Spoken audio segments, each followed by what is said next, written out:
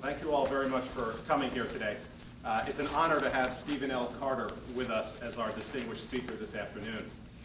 Professor Carter has had a long and accomplished career in the law.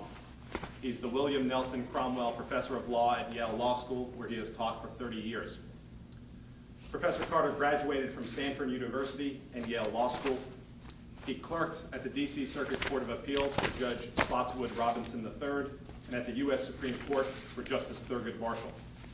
He writes and teaches on such varied subjects as religious liberty, just war theory, trademark, and unfair competition. Professor Carter is also a successful author of both fiction and nonfiction books. His novel, The Emperor of Ocean Park, spent 11 weeks on the New York Times bestseller list.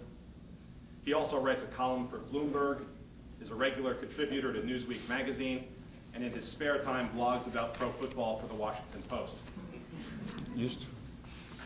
Today, Professor Carter will be speaking on the subject of religious freedom. Religious freedom is, of course, very much in the news these days in light of the dispute over whether the government can force religious individuals and religious institutions to provide insurance coverage for drugs that violate their beliefs. In his 1998 book, The Descent of the Governed, Professor Carter talked about the potential conflict between religious beliefs and the government. He wrote, "There will naturally come times when the will of the secular sovereign will come into conflict with the very different moral understanding of religious communities. If the religious communities refuse to knuckle under, the political sovereign will immediately define the inconsistency as disobedience to law." Professor Carter offers a nuanced approach to such conflicts, saying both, quote, "I do not argue that in a contest of wills, the religious side must always win, but I do believe there is a scary totalitarian aspect to the suggestion that it should always lose." The Descent of the Governed and Professor Carter's other writings make clear that he takes religious freedom seriously and that he is actively engaged in thinking through how religious liberty can and should function in a liberal democratic society governed by our Constitution. We are delighted to hear more from him on these subjects today in his address titled "Religious Freedom and the Inadequacy of Conscience." Professor Carter.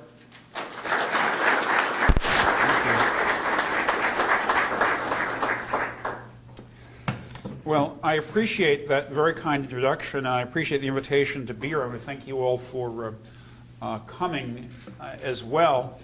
I want to explain something before I begin about the title of my paper about the inadequacy of conscience. It's a wonderful book by a historian named David Day. The name of the book is Conquest: How Societies Overwhelm Others. And the book is on the topic that the title suggests. He's interested in defining a moment when one society has actually been conquered, when the great struggle, whatever it is over. And he examines 10 or 15 historical conflicts to try to understand this. And he finally decides in the book that the struggle is over when the losing side, this is how you know it's the losing side, begins to adopt the winning side's terminology for itself. When the losing side lets the winning side pick the vocabulary, and he goes to these various struggles about various indigenous peoples who their conquests concluded with their adopting a name given them by the conquerors. And there are a lot of obvious historical antecedents for that. Now, the reason I begin with that book, you just heard that I teach about just war theory. We're going to talk a lot about war today. I begin with that book because I think that when we speak of religious conscience, there was a lot of talk about religious conscience and the conscience exemption and other things like that, not only with these most recent regulations regarding health insurance, but with a variety of other programs as well. You've heard this over the years. Conscience in the secular mind doesn't mean anything remotely like conscience in, for example, Christian theology, whether Catholic, Protestant, or Orthodox. And to adopt that word as the definition of what it is that provides the right of religious organizations, religious people, to be religious, to follow God in their own way, is already a step on the path to defeat. I want to take a few minutes today and talk to you about war. And then I want to take a few minutes today and talk to you about the separation of church and state. And then I want to take a few minutes to talk about some really, really, really bad Supreme Court cases, including some where the religious liberty side, the side I like, won, but winning isn't everything, as you learn in the Supreme Court. And then I'll be done at that point. First, let me talk about war for a minute. And the reason I talk about war is that the separation of church and state, I think, is erroneously conceptualized as a rule of constitutional law. And quite apart from Mr. Justice Stanley Reed's famous dictum that we shouldn't derive a rule of law from a figure of speech, it was always a mistake on the part of those religious to think of separationism, vital though it is, as having anything to do with the Constitution. We shouldn't look at the First Amendment and its religion clause. Notice I say clause, not clauses. We can get to that in the question and answer session if you're interested. We shouldn't think of the religion clause of the Constitution as creating the separation of church and state, but merely as reflecting the separation of church and state. The separation of church and state, properly viewed, should be understood, as some scholars have described it, as a peace treaty. A peace treaty between these two great powers in their separate spheres. And the point about a peace treaty is that it implies that without the treaty there would have been or would be conflict. We could think of the separation of church and state then as the treaty that's aimed at avoiding conflict. The treaty metaphorically sketches a wall. In American usage, the wall most famously was imagined by Roger Williams. And indeed, you can find any number of op-eds that misquote Roger Williams on the nature of the wall of separation between church and state. You'll find many people saying, oh, Roger Williams developed the metaphor of the high hedge wall separating the two and said it must be impenetrable and so on and so on. And all of that is true. And all of that, of course, is completely devoid of a vitally important context.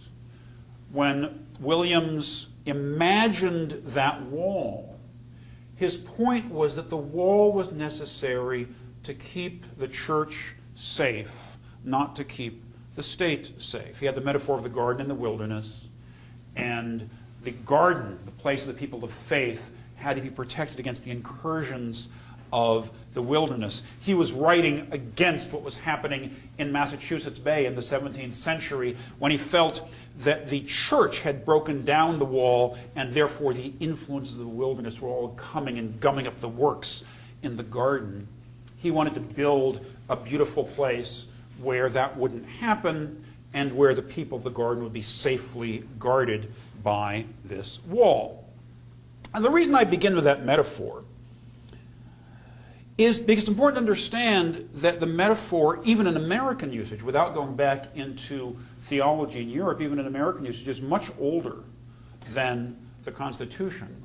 And is also, I think, from the point of view of religion, in certain ways much more important than the Constitution. That may seem an odd thing to say, but let me try to explain why. If you look at the recent conflict that's arisen between the administration and not only the Catholic bishops, but various other groups as well, ask yourself not so much about the origins of the conflict, but about its conceptual nature. Think about the positions for a moment of the two sides in this struggle. On the one hand, you have the state trying to find a way to develop a comprehensive system of health insurance that's going to cover, if not all Americans, a lot of Americans, and trying to figure out also within that insurance system what's going to be covered. And that task is pursued entirely along technocratic lines. That is to say, you figure out the best way of getting the maximum coverage at the cheapest price and so on, and you sit down and you sketch out a program of doing this. On the other side, in this not particularly unusual struggle, because this sort of thing happens all the time, on the other side, you have the Catholic bishops who argue that they have an obligation to do various kinds of charitable and educational works, a religious obligation, but also insist on doing those works in a way that doesn't force them to go against what they describe as deeply held tenets of the faith. They see the state as encroaching on their charitable work.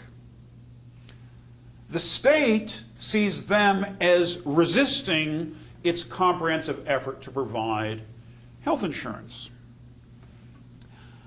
The problem arises precisely because the treaty has become obscured, and the language of the Constitution about religious liberty, the language of the Constitution about conscience, all this has become a matter of constitutional law rather than a matter of understanding the proper spheres of church and of state.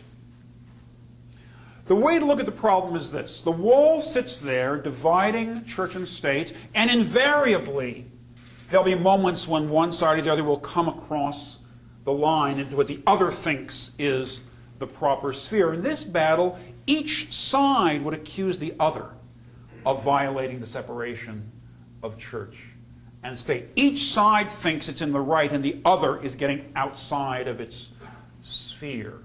Operating a hospital isn't religious, the state would say. Yes, and therefore that's on our side of the wall. Yes, it is, the church would say, and therefore it's on our side of the wall. The problem arises because the terms of the debate make it easy for the state to approach and cross the wall, and make it easier for the state than for the church. This is not a unique problem. This is the culmination of a trend that's been going on almost since the founding of the Constitution. The trend has been going on perhaps since the early 19th century, when a group of New England clergy sought to petition the Congress of the United States to put an end to the African slave trade. And the Congress refused to receive the petition because they said, well, these are members of the clergy, and they have no right to petition Congress at all.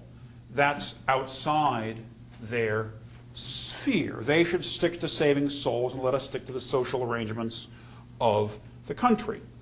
Now, I mention that not to draw some false equivalence between that issue and this one, but rather to say that all through America's history there's been a tendency of the state to aggrandize itself, as one might expect. I teach in the area of just war. And when I teach just war, we spend a couple of weeks on conflict theory. Conflict theory, as many of you know, is the adaptation of game theory and other aspects of economics and of public choice theory to the problem of conflicts between nations. Now, in conflict theory, one of the tools for teaching conflict theory is a game that's called aggression. The game of aggression is a two-player game. I'm not going to start drawing a matrix on the board. You don't need to worry about that. I'm just going to describe it. It's a two-player game in which at each turn, the player has two options. You can aggress, as the game says, or not aggress. That's called refraining. You either commit an act of aggression or you don't commit an act of aggression. Now, when one player commits an act of aggression, the other player can choose in the game to retaliate, in other words, to have its own act of aggression, or to, in the words of the game, appease, which is refraining. And no matter what values you assign for what payoff you get for being aggressive and not being aggressive, you quickly discover if you actually play the game that if one player is reluctant to retaliate, if one player always backs away, the other player keeps aggressing.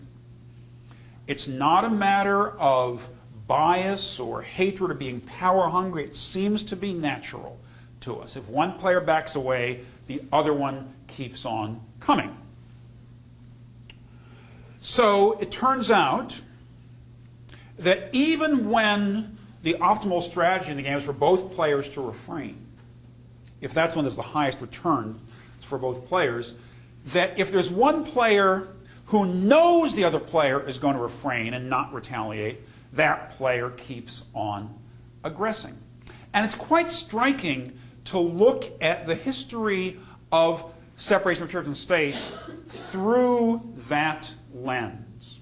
When you look at history in America through that lens, what you see is actually a constant pattern of the state testing the wall, trying to figure out how far it can go, and a constant pattern with minor exceptions of the religious in various places either backing away or choosing a strategy of litigation and then abiding by whatever the result might be. Now, whenever I say that, people say, oh, but no, that's not true. I can remember some real aggression by the part of the church. What about moral majority? What about Christian coalition? What about those nasty people? Wasn't that aggression? And one of the things that's really striking about that moment in history to choose, it comes quite late in history. We're talking about the 1980s, which is very late in history I'm talking about. And what do Christian coalition and moral majority have in common? Well, what they have in common is an almost entire lack of influence, as it turned out. Moral majority died after a few years. Christian coalition, despite great attention paid to it in the media, had almost no influence on the outcome of any election contest in any way that anyone's ever been able to measure, and is now all but moribund. I think the best you can say of those, in game theory terms, is that they were poorly thought out efforts at retaliation of perceived, I'm emphasizing perception, acts of aggression. I actually think there are only two moments in American history when it's fair to say that the church was aggressing, was consciously, in a strong and powerful and effective way, crossing the wall of separation into the realm of the state. One was the battle against slavery, which runs roughly, in constitutional terms, from the Constitutional Convention through the Civil War. So that's a period of about 80 years. So that's one period, and that was a clear pattern of aggression, of crossing the line by the various pastors who were trying to fire up public opinion against slavery. That's the clearest. The other one, which one could argue about, it's a little less clear, is the civil rights movement, which was a somewhat more complex, but nevertheless certainly featured religious leadership. Now, I'm not saying this to defend any particular action of the church consciously crossing into the realm of the state. I'm rather suggesting it to point out how rare success has actually been. Now, you might be thinking, well, what about prohibition? Wasn't that a success? But it was so short-lived, you see, that you can view it as aggression, but it was unsuccessful aggression in the sense that the prohibition didn't actually last very long at all. Indeed, the country largely turned against it. What about aggression from the other side of the wall? Well, interestingly, one of the early acts of aggression, it will seem very odd to say this, is compulsory public schooling. Now, we're all for compulsory public education. I don't think there's many people who are against it. There may be some. But its history, we should always bear in mind, while it has certain appealing aspects, is in other ways quite odious. And it's no accident. Massachusetts is very proud of the fact that it was the first state to have compulsory public education. But it's no accident that the compulsory education laws in Massachusetts were passed at a time when both houses of the legislature were controlled by the Know-Nothing Party. The Know-Nothing Party being virulently anti-Catholic and anti-immigrant, which campaigned on compulsory education in order to Americanize, by which they meant Protestantize, the immigrants.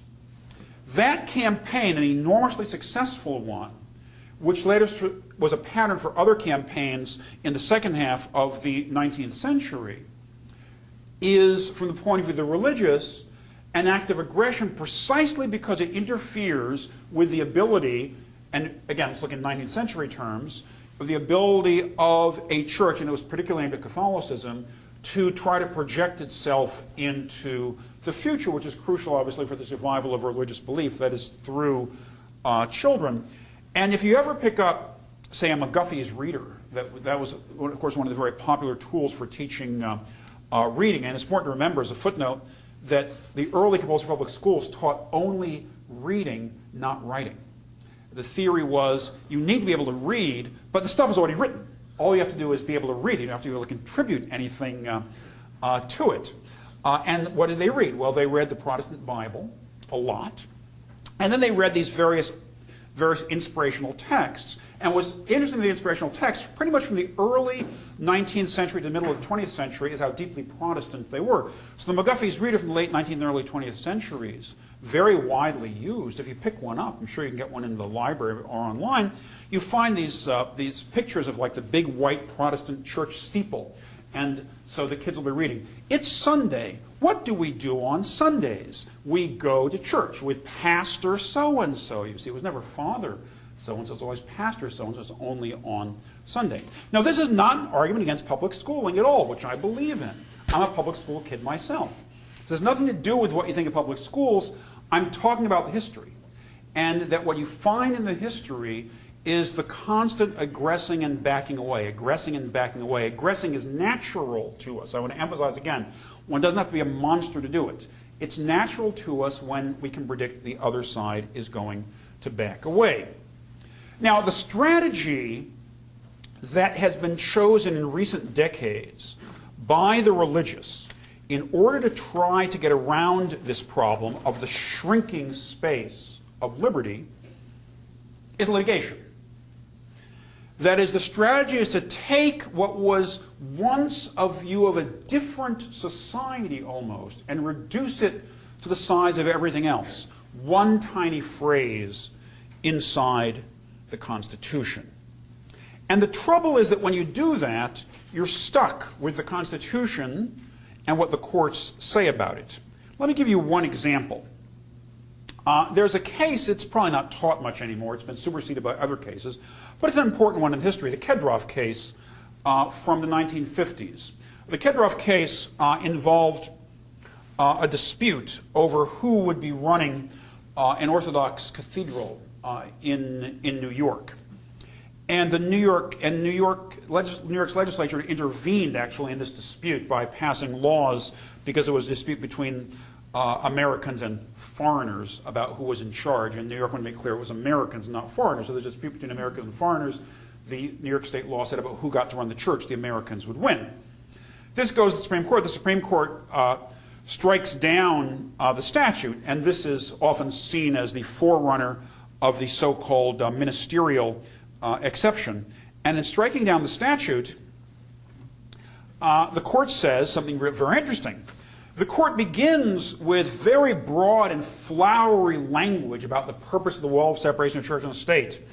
It says that what we're trying to preserve in the First Amendment is a spirit of freedom for religious organizations and independence from secular control or intimidation. It's great, powerful language. Sounds a lot like what I've been talking about. And then, in the same sentence, takes away what was just granted by explaining that this wonderful spirit of freedom for religious organizations actually only applies to matters of church government and faith and doctrine. Government and faith and doctrine are all terribly important to any religious organization, not just the church in that case, not just a church. But the notion that that is a list of the items that deserve the greatest protection under the Constitution is part of the reduction of religious freedom to some sort of vague freedom of thought and speech, and maybe some degree of freedom to choose your pastor. or worship leader of some kind, as the court keeps saying. If you look at the religious freedom cases decided in the Supreme Court from the mid-1980s to the early 2000s, with one exception, you see one defeat after another, whether it's wearing a yarmulke in the military in the case of Rabbi Goldman, or the use of peyote by the adherents of the Native American Church in Employment Division versus Smith. The only exception in all those years is a case that when it gets to the Supreme Court, by the time it gets there, isn't a religious freedom case anymore anyway. And that one exception is one of my favorite cases. I love to teach it because I love to say it. The Church of the Lukumi Babalu Aye versus City of Hialeah. Church of Lukumi Babalu Aye versus City of Hialeah. Can I say it one more time? The Church of Lukumi Babalu Aye versus City of Hialeah. Now, I'm sure many of you know that case. The Church of Lukumi Babalu Aye was the first Santeria church ever incorporated in the United States, and it was incorporated in Hialeah, Florida in 1987. And if you know about Santeria, you know that Santeria, the Way of the Saints, was a fusion of certain parts of the Catholic tradition with certain parts of the Ile Ife tradition, followed by some of the Yoruba people, not only in Nigeria, but in other areas of West Africa as well. And in that tradition, the belief is that our destiny is guided by spirits known as orishas, and depending which branch of Santeria you're in, orishas may be personal gods, they may be manifestations of the one god, but in any case, you have an orisha, and the orisha guides your destiny. The thing about the orisha is, if the orisha ever dies, you're out of luck forever. And the orisha has to be nourished at certain times, certain ceremonies, when someone dies, when someone is married, when there's a birth, and also at a festival that's held once a year. And how is it nourished? Well, everybody knows the stories.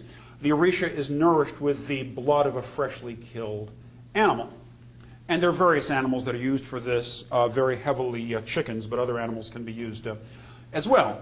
So, City of Hialeah hears that this church is opening and says, oh, that's animal sacrifice, and animal sacrifice is bad, hurting animals is bad, so we're going to pass. Well, the first thing they actually do is they contacted the state, and they said there's an animal, there's a statute in the state against animal cruelty. Do you guys enforce that against people like this?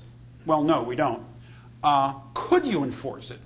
Probably, but we never tried. Well, okay, so Hialeah thought they were out of luck, so they adopted their own ordinance. Their own ordinance said that no animal may be killed as part of any ritual within the city of Hialeah, with the exception of animals who are killed for ritual purposes within the spaces already set aside for ritual killings of animals. Now, if that sounds mysterious, what they apparently had in mind was kosher slaughter, but not just kosher slaughter. They also had in mind, they wanted to make clear that training greyhounds by letting them chase and kill rabbits is also exempt from the statute. I'm not sure what makes that a ritual, but that was one of the exemptions that they had in mind, as well as taking your dog out in the backyard and shooting it when the dog is old and sick, and a variety of other kinds of killing as well. In short, it appeared the only killing they were really interested in stopping was the sacrifices done by Santeria. So this case goes to the Supreme Court, and of course the church wins. And people say this is a great victory for religious liberty. You'll look in vain in that decision to find language of religious liberty, even though the court claims it's a First Amendment case. The case is decided entirely on discrimination grounds. The court says this statute singles out this church for special disability, which was true. And that's why it struck it down. It never reached any broader question. Now, had there been a broader question, would it have come out the same or a different way? I have no idea. I long ago gave up trying to predict the decisions of the Supreme Court. I'm making a slightly different point, that it turns out that the only way to protect religious liberty, this great right created by a peace treaty between church and the state, the only way to protect it nowadays is to squeeze it into some tiny corner that the courts will allow. That is not, if you're playing the game of aggression, the conflict theory game I mentioned before, that isn't retaliation. That's appeasement. Appeasement is saying to the other side, okay, you win, but can we have this much? Can we at least keep this? That's negotiating with the conqueror. That's what David Day defines as defeat. In short, to the extent that the preferred tool for protecting religious liberty is litigation, religious liberty already lost. And again, when I say that, people say, what about the Tabor case last year? You know, the Hosanna Tabor Evangelical Church and School versus Lutheran Evangelical Church and School versus EEOC. Everybody remembers that case. That was the case in which the church school fired a woman who was held out as a called minister after she sued them for employment discrimination. They were said to have discriminated against her on the basis of her disability in violation of the Americans with Disability Act. Let's assume for the sake of argument that they did discriminate against her, and let's assume for the sake of argument they also fired her in retaliation. The Supreme Court nevertheless unanimously ruled against the EEOC's position that it could enforce this against the school, but the court ruled on a very narrow ground, namely that she was a called minister. That's what she herself had accepted this calling, and therefore fell within the Kedroff case that I mentioned before. In other words, that was, again, walling off a particular narrow sphere, not a trivial sphere at all, but a very narrow sphere as being outside the purview of the state, and that's the sphere of selection of clergy. And by the way, even that sphere is threatened, not only because there's litigation in Congress, there's legislation that's been proposed, I think it would pass, to overturn the Hosanna Tabor case, but also because if you go back to the Kedroff case that I mentioned before back in the 1950s that started this whole business about the ministerial exception to these various rules, the government can't tell a church who to pick for a leader. You go back to that case, the court goes on to say, further taking away the freedom it's just granted, that this, of course, assumes that the minister has not been selected for improper reasons, without ever giving a clue as to what improper reasons might be. In short, even within that sphere of selection of leadership, there is enormous potential for state intervention. The sphere of liberty, smaller and smaller and smaller. Well, this leads to two quick questions. If I don't like this, what's my alternative? And if I think the sphere of liberty is so big, what's to stop human sacrifice as opposed to animal sacrifice or something like that? These are the questions people typically ask. Let's do the human sacrifice question first. Some years ago, I moderated a debate at the University of Chicago, I think, between law professors Kathleen Sullivan and Michael McConnell. And if you know their views, most people identify Professor Sullivan as fairly liberal and Professor McConnell is fairly conservative. I think that's a fair, it's a little bit unfair, but it's basically true. So they were having this debate about religious freedom, and I was the moderator, and they disagreed about a lot of things. And then toward the end of the debate, it might have been the very last question, a hand is raised in the back of the room, and somebody says, because they both talked about when religions can be free to violate various laws that apply to other people, this hand comes up in the back of the room. What about human sacrifice? And I turn around, and I repeat the question, I'm ready for some big fireworks, although I'm not sure which of them is going to take which side, but I know there's going to be fireworks. And they look at each other, and they say, well, they both say the same thing. Well, as long as they're consenting adults, they say, who are we to say? Well, that gave me a bit of a turn. And the reason it was the last question, at that point I had to stop the thing because I just couldn't think of anything to say. I couldn't think of a follow-up. I couldn't think of anything. Even my mind just froze. So I said, no more questions. Reception's out there, and so I don't think it's quite so simple as to say as long as they're consenting adults. I prefer to come at these questions differently. I can't give you the right standard.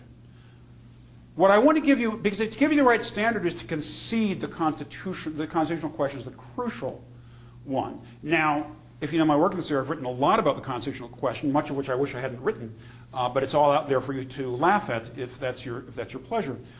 But I'd rather not think it's a constitutional problem. It's really not.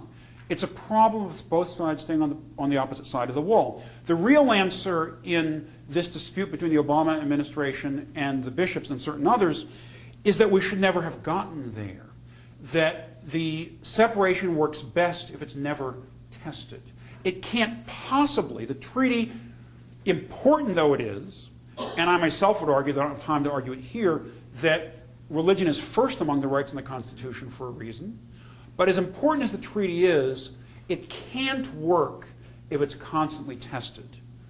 That high hedge wall that Roger Williams described can't take the pounding. It's not going to happen. It's going to fall. Williams predicted that, by the way, in writing about the garden in the wilderness in the 1650s. He predicted that the wall wouldn't be able to take a pounding. He predicted that the wall from time to time would come down. But the wall is fragile. And we are much better off if on both sides people stay well away from it. We're much better off if we don't have to get into this conflict at all.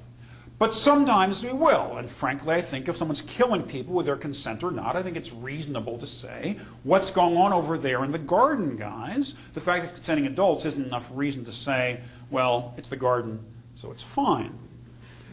So something like that, I think, the rule I would think if pressed is emergency.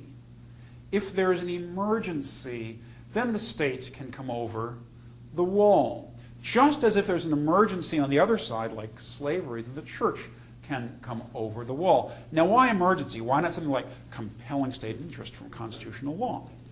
Well, one thing is there's a lot of compelling state interest, and they're easier and easier to find every day, but put that aside. Emergency has another function. Emergency is actually another line from Roger Williams. Because Roger Williams, in addition to writing about the garden in the wilderness, that is to say, writing about the separation of church and state, also wrote about the ship of state. The ship of state. And his vision of the ship of state went this is a very loose adaptation, but it went something like this. For Williams, the ship of state is a vast vessel in which we're all sailing together under the direction of the captain, with the crew taking care of the ship. And what Williams wanted to do in his metaphor was to apply the usual maritime rules to the state, which would mean that the passengers ride unmolested and undisturbed by the crew unless one of two things happens. Unless the passengers are putting at risk the ship or the other passengers. These are the maritime laws of the 17th century. Or there is an emergency in which all hands have to be on deck. If there's an emergency that threatens the very survival of the ship, then also there's a call on everyone on board to come and do their part to try to save it. But short of something like that, my preference would be that both parties simply try to stay as far away from the wall as possible, that we not have these tests, because the tests inevitably will weaken the wall. Now, living in the age in which we do, it would be easy to say, well, as the wall gets weaker, that just means the secular side will get bigger and the church will get weaker, and maybe that's so. But I don't view history as inevitable in any sense. There are a lot of cycles in history. There have been many moments before when history seemed to have ended, and it hadn't. Why, in the late 19th century, the head of the U.S. Patent Office wanted to close the patent office. You know why? Because all the inventions had already been made. That's a true story. You can look that up. History is, the end of history has been proclaimed again and again and again, and it hasn't ended yet.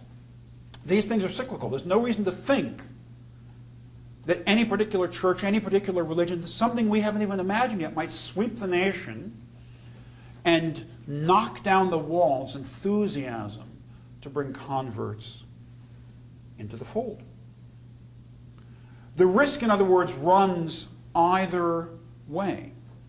But whatever happens, whatever the right solution is, the one thing I'm quite clear about is that for those on the church's side of the wall, whatever their views on a particular policy, they ought to stand together at least on the notion that the wall should be breached as rarely as possible. And more than that, they ought to be constantly alert for breaches long before they happen. I think something like this was entirely predictable in the debate over the recent legislation and regulation concerning health insurance. And I say this as one who's on the record as believing that the government ought to do its part to ensure health insurance for everyone. Nevertheless, what happened was predictable. There were a lot of people on the bishop's side who were saying that they were double-crossed and hoodwinked and words like that. Entirely predictable. Buchanan and Tulloch, 50 years ago, in their classic work, The Calculus of Consent, made an important point that has become a truism of public choice theory that we too often forget. They said that even if you oppose a piece of legislation, your internal calculation about how many resources and how much passion to put into opposing it will depend on whether you think it's going to apply to you. And indeed, they go on to say that very often we might support legislation that applies to everyone else precisely because we believe it will not ever inure to our detriment. And the basic point that Buchanan and Tulloch make is if you think that, you'd better be right. Because it's not in the nature of bureaucracy to leave things alone. This is not a knock on bureaucracy or the state. It's the nature of the beast. There's a tendency to look for problems to be solved, and there's always a problem to be solved once you've set yourself to looking. So I want to close by going back for a minute to the game of aggression. The game of aggression, which I started, remember, it's a two-player game in which on each turn you have the choice to aggress or refrain. And in most of the variants of the game, the equilibrium solution is for both parties not to aggress. I think that's the equilibrium solution here. But it breaks down, the equilibrium breaks down when one party is able to predict the other party's moves. The other party is not going to retaliate. That's when it tends to break down. Now, if you don't particularly want to retaliate, but you still want to be left alone, there is another possibility other than simple retaliation, and that's blackmail. It's blackmail. Now, when I say blackmail, I mean something like Daniel Ellsberg is one of the, actually, before he became famous with the Pentagon Papers, was one of the early conflict theorists, and he wrote a very important paper about blackmail when he was a graduate student at Harvard. And in his paper, he asks us to imagine the following. We're in a bank, and someone comes in, hands over a note to the teller, and the note says, "Give me $1,000, I'm going to blow up the bank with a hand grenade that's under my jacket." And Ellsberg has the following insight. Ellsberg says it doesn't matter if the robber is really going to do it or not. What matters is persuading the teller that there's a non-trivial chance that the robber will do it. It's the possibility, it's keeping one guessing that matters. This is what ultimately led to the development of the theory that's now known as brinkmanship. Well, there was a word brinkmanship before, now it's a theory in conflict theory, largely developed by the Nobel laureate Thomas Schelling. And brinkmanship runs something like this. Brinkmanship is what happens when you and your opponent go to the edge of the cliff, staring into the abyss. And you know you're edging closer and closer to the cliff, and the winner is the one who gets the other one to back away first. And the point that Schelling makes about this, echoing a point made by Ellsberg, is the winning strategy is to let the other side know that you just might be either crazy enough or careless enough to stumble off and grab him and pull him so he goes off the edge of the cliff too. It's not the retaliating that wins in that strategy. It's keeping the other side guessing. It's the predictability of the moves that makes it easy for one side to be aggressive. That's all. It's just the fact that it's predictable. It's the constant retreat over the years. A retreat so constant that we now take as the given order is an order shaped by these decisions about whether to go forward or to retreat. Now, in the current dispute, I'm not sure exactly what form either retaliation or brinkmanship would take. But I do think that in disputes of this kind, especially when one has always retreated in the past, it's the only kind of strategy that has some possibility of winning. Thank you very much.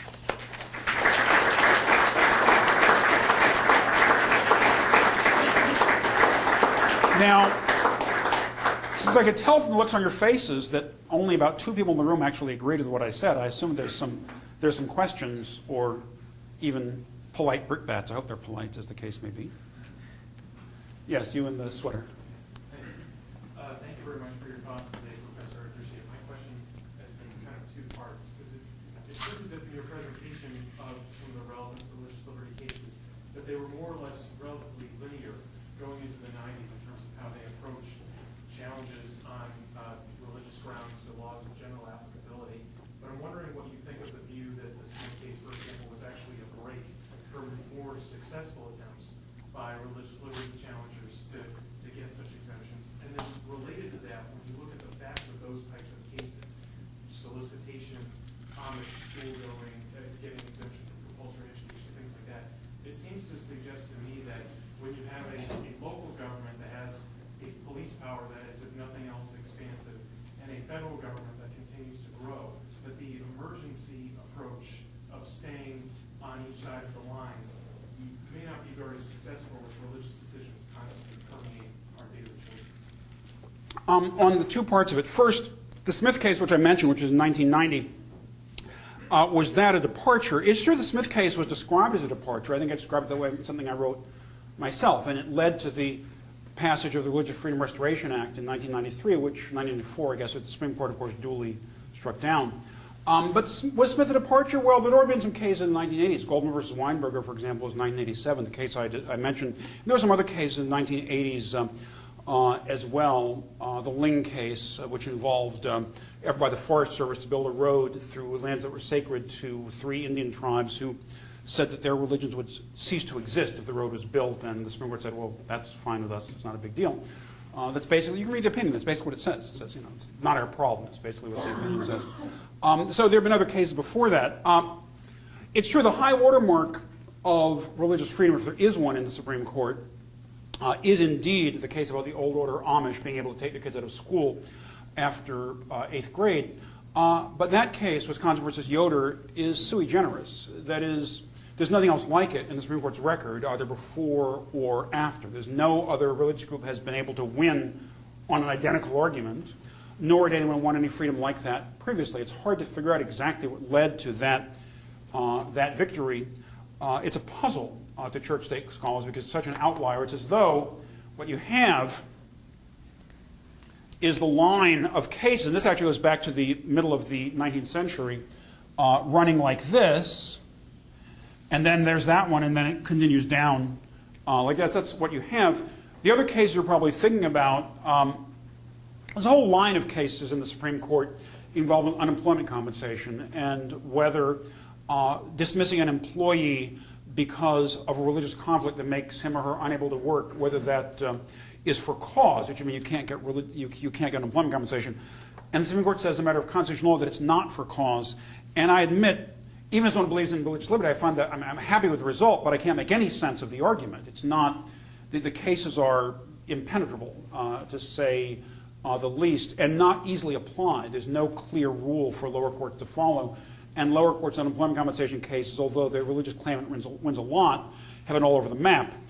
My point is that that's a very odd, unemployment compensation is a very peculiar place to think, but although you see this in literature all the time, that this is the great victory for religious freedom, that employers if they fire someone and they had a religious conflict, that the person gets unemployment compensation. I don't mind getting employment compensation, but I don't consider that a big victory for religious liberty against the state either. If anything, that's liberty perhaps against the employer. What was the other half of the question? Little gray cells, I've already forgotten. Sorry about that. Yeah, but the other half just said if you look at the facts of those types of cases, or just generally claims that religious liberty plaintiffs bring challenging these types of laws, does it suggest that the idea that we could have the emergency approach to the treaty really be successful if my religion tells me how I should conduct my intimate life, how I should treat others on a daily basis, and all that, and the state at the local level is going to have a police power that's going to touch on so many of those things? I see what you're saying now. The emergency point I mentioned is not a rule of constitutional law. That's not my point. I'm trying to think of, my vision ideally is that people of various different religious persuasions, and even people who aren't religious, so they're agnostics or atheists, see themselves united around the principle that the wall of separation actually matters, that it doesn't just run one way, and that therefore what you see is not in court, but I guess for lack of a better word in politics, people objecting not on the ground that it's a bad government policy, it would be a great government policy, but rather on the ground, but here is where the line should be drawn, well away from here because of the importance of religious liberty. And in this particular dispute, part of the dispute isn't, from the point of view of the administration, the dispute isn't about religious freedom at all, because the administration's view is twofold. Number one, in the administration's vision of the core, say the actual operation of a church or a synagogue or a temple, that's all exempt. It's this other stuff. You're running a university, running a religious school, running a charitable organization, running a hospital. It's that stuff which is viewed by the administration as placing the church on the near side rather than the far side of the wall. And I don't think in the long run that that's a winner in court for the religious. I think in the long run it's a winner, if anywhere in politics, or else it's a loser.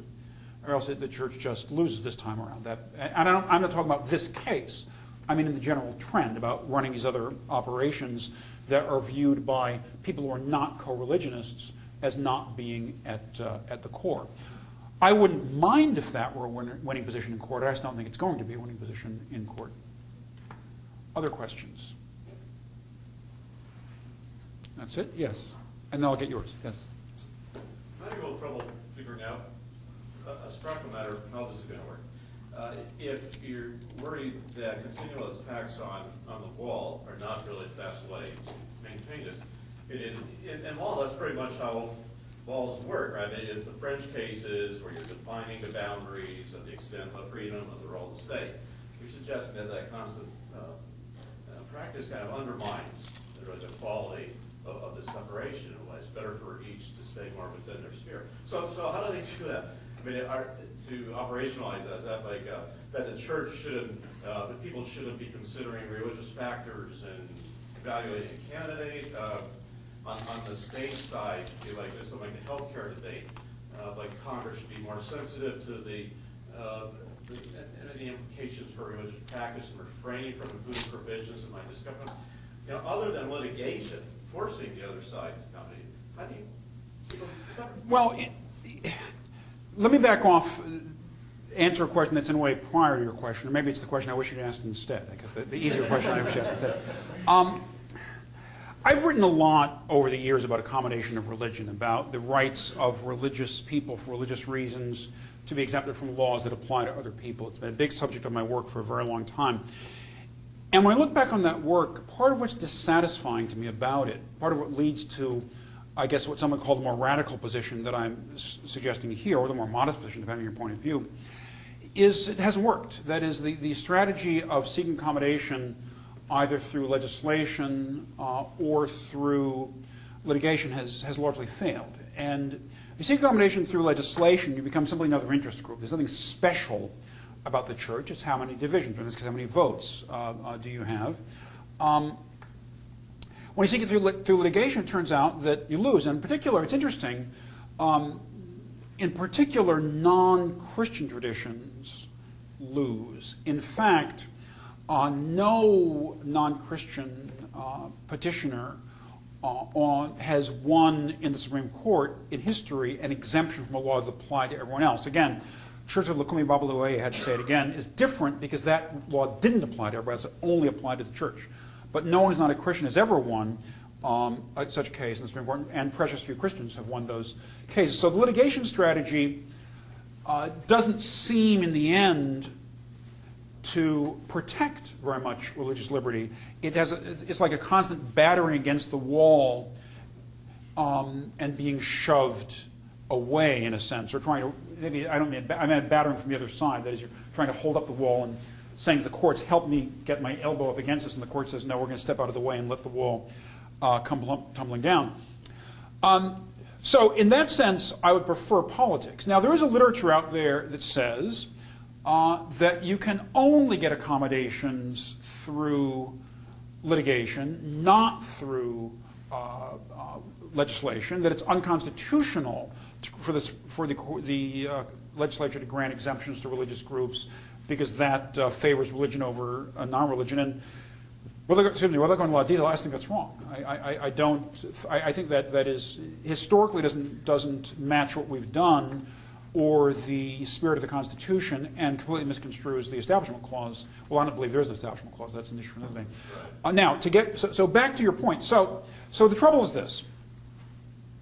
That then you say, well, but if the litigation strategy fails, if people don't litigate, how are we ever going to know where the boundaries are?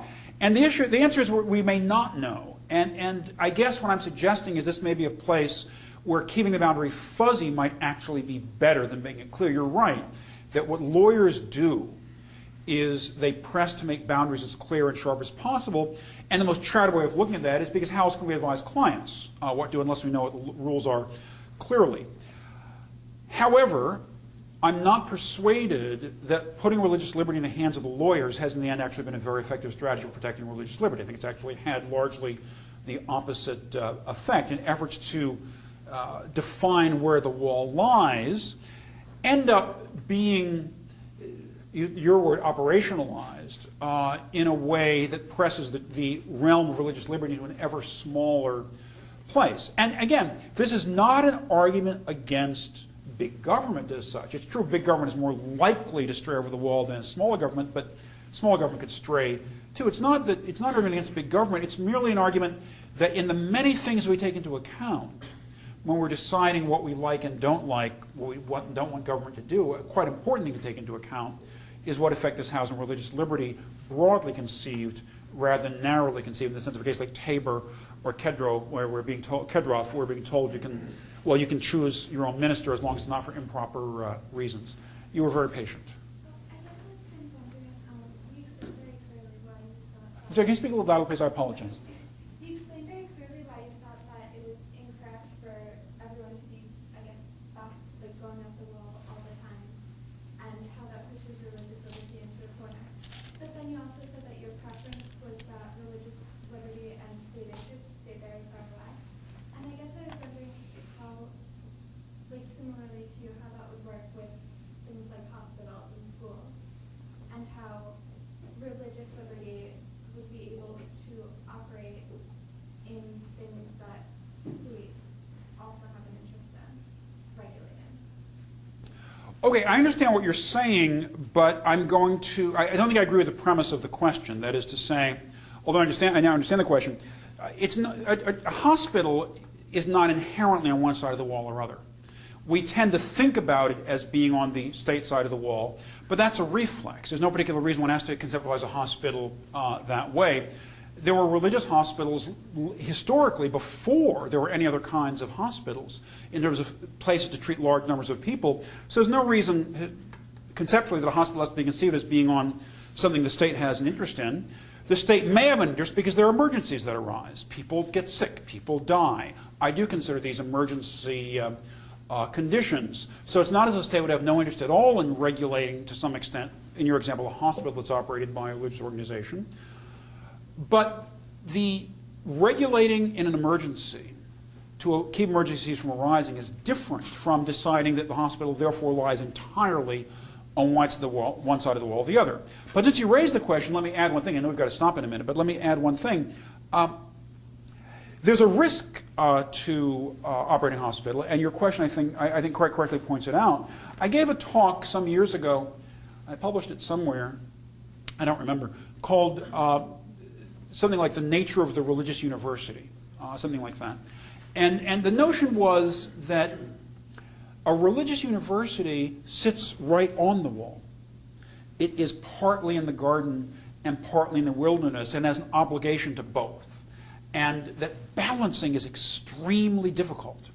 And a lot of religious universities tumble entirely onto the wilderness side. A lot of them tumble entirely into the garden side, entirely or almost entirely.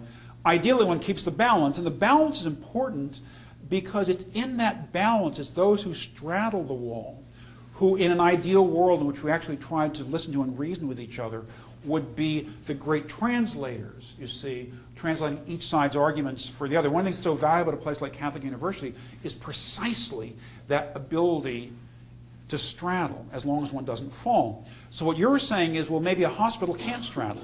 You're suggesting maybe a hospital has to be on one side or the other, and you may be right. I hope that's not true. That is, I hope it's possible for the hospital to straddle too, and for the state to recognize the hospital is straddling and it's very precariously perched up there. And if we shove it too hard from our side, it's just as bad as if it's shoved too hard from the other side. So the state shoving hard and saying, yes, but with respect to your employees, you have to do this and this and this, although it violates something that you think is enormously central and important, might be as bad as the religious saying, but yes, but we actually hate people of this and this and this type, and therefore we're not going to treat them in our hospital. Either one of those shoves would topple it from its position straddling on the wall. We should value and try to nurture the institutions that perform that straddling, I think. There's precious few of them. There's fewer as time goes on, and we really need them to do that translation. So I absolutely hate to cut this discussion off because I like sitting there and hearing it and learning it, but we have refreshments outside, and we're going to stop at this my point. line. And Professor Carter's actually, you're going to be back tomorrow at 2 o'clock? Back tomorrow at 2 o'clock. I don't know where, but somewhere. In the Priz someplace. Look it up. 327. Just to chat with students if people want to. That's great. Otherwise, let's drink some water. Thank you very much. It's my pleasure. Thank you.